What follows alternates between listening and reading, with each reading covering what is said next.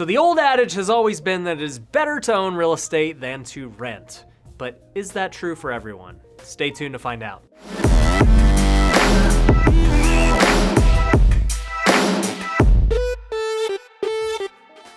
What's going on, everybody? Welcome to Ryan Pineda Show. We talk all things money, real estate, and entrepreneurship, and we are going to tackle the question of, is it actually better to own than rent? Whether you know it or not, there's actually been a big divide among the real estate community on which is better. On one hand, you have the typical way of thinking where people have always said, hey, own it, gain equity, start paying down principal. That's the way to go. But on the other hand, you have this new school way of thinking, which millennials have definitely pushed towards, and which guys like even Grant Cardone have pushed towards, and that is, you should just rent your primary residence. And before we get into this debate on which is actually better, I want to just say there is nothing wrong with owning rental properties. Long-term, owning rental properties have proven time and time again as one of the best, if not the best, ways to grow your wealth. You get cash flow, you get appreciation, you get principal paydown, you get tax benefits. I would always suggest everyone try and own real estate in their investment portfolio. The majority of my portfolio is real estate because I believe in it that much. Now, all that being said, it does not mean that your primary residence that you live in has to be owned. And many people don't even realize the reasons of why renting could possibly be better. So let's dive into those. So the very first and most important reason why people might choose to rent over own is the flexibility. When you sign a year lease, it gives you the ability to see how the year plays out, see if you like the city, if you like the area, what your job situation is gonna do, and then decide going forward. And this is why millennials have historically chosen to rent. On one hand, when they got out of college, they couldn't afford to buy. They had too much student loan debt, their job out of college wasn't great, so the home that they wanted to live in, they couldn't even afford yet. So their only option was to rent. But renting gave them the flexibility to look at it on a year-to-year basis, see how things have improved.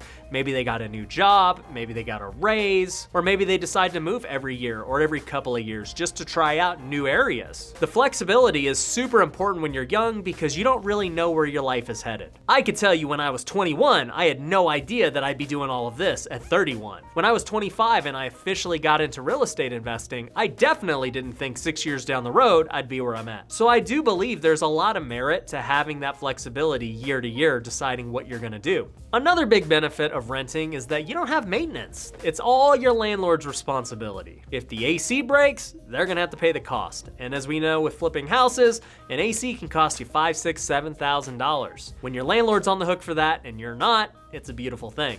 If your sink starts leaking or the toilets don't flush, that is all your landlord's responsibility. It saves you money, saves you headache. You're not gonna have to stress on, hey, is this house gonna break at any moment? I know that's a very common fear for people who are buying older homes, even when they're renovated. Every material, every fix has a lifespan on it. Even when you're flipping homes, there's no way you can replace every single thing because then you just demolish the whole house down. So stuff is going to break if you are the owner and you're responsible. So no maintenance is a nice plus. Another big plus, and which is what I think a lot of people are valuing right now, is there is no market risk with renting. If the market tanks like many people are predicting, you're not gonna be on the hook for it if you're renting. Your landlord is absorbing all of those losses. And I have a lot of people wondering right now, should I buy? I think the market might tank. I think I might wanna wait. These are all valid questions, especially when you're a first-time home buyer. It can be very scary and very daunting. But if you wanna avoid that risk, especially in a time right now when things are so volatile, just don't buy, rent. You don't have to worry about the stress and anxiety of timing the market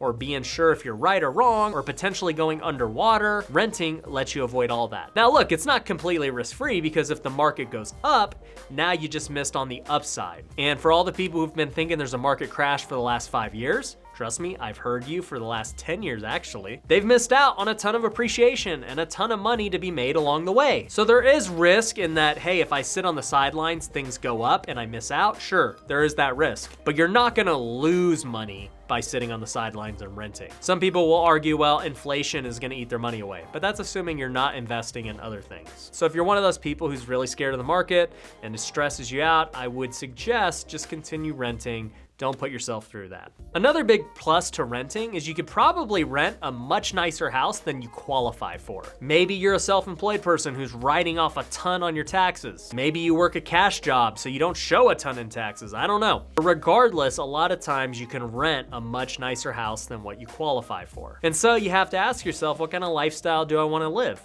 I'm all about living frugally and saving money and living within your means, but at the same time, there are people who are not, and they would much rather rent a really cool house that they couldn't otherwise get. I totally understand it. The other part of that is when you're talking about the tax situation, especially for a self-employed, if you're writing off everything, you're avoiding a lot of taxes you would have otherwise paid. If you want to buy a house, you can't write off all that stuff because you got to show a certain amount of income. Well, now you're going to pay taxes on that because you're showing a certain level of income, and so you have to weigh that out. Do I want to pay this much in taxes so that I can qualify for this house? Or do I want to pay much lower in taxes, potentially no taxes, and just rent a nice house? And if I go that route, I'm gonna have a lot more extra cash. There's definitely a trade-off that you gotta decide on. It's not always the right answer to say, I have to buy. The last most important thing that I think people fail to realize is the opportunity cost of their money. So every time you buy a house, you need a down payment. There are a lot of low down payment loans like FHA loans, which can be 3.5% down,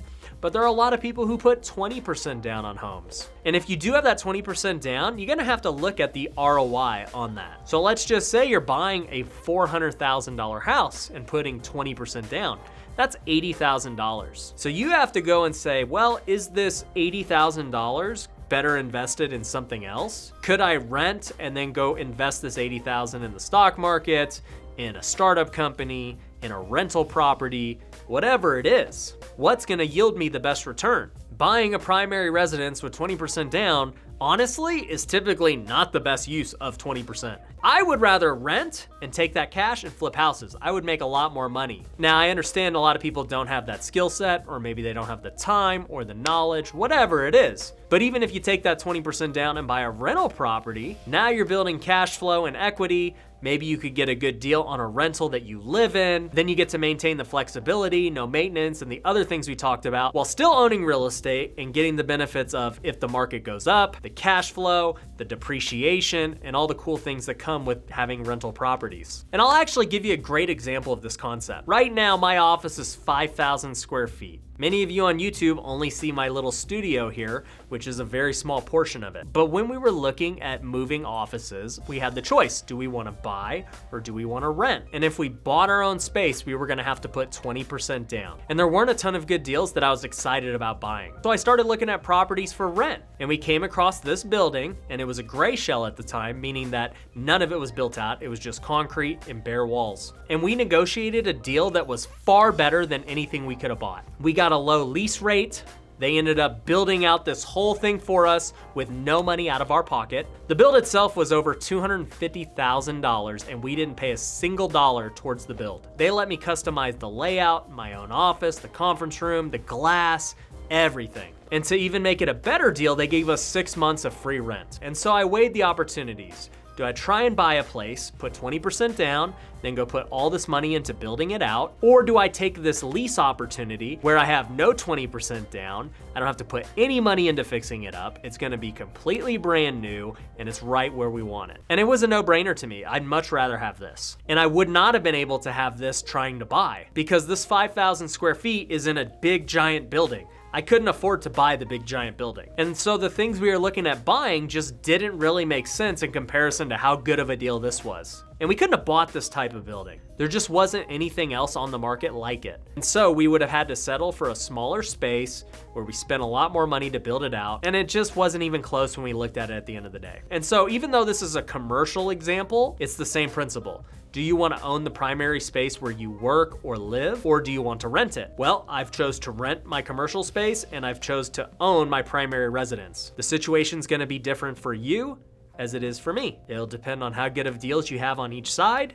It'll depend on your cash situation and the opportunities you have with that cash. So don't always assume that owning real estate is the best way to go. But anyways, I hope you got a ton of value out of this video. Do me a big favor and hit that like button. If you haven't already, go hit the subscribe button. Make sure you go and follow me on all my socials. I'm active on there daily. You got a lot of cool content on Instagram with stories going for my day-to-day life. And once again, I appreciate you guys for watching my channel. Take care.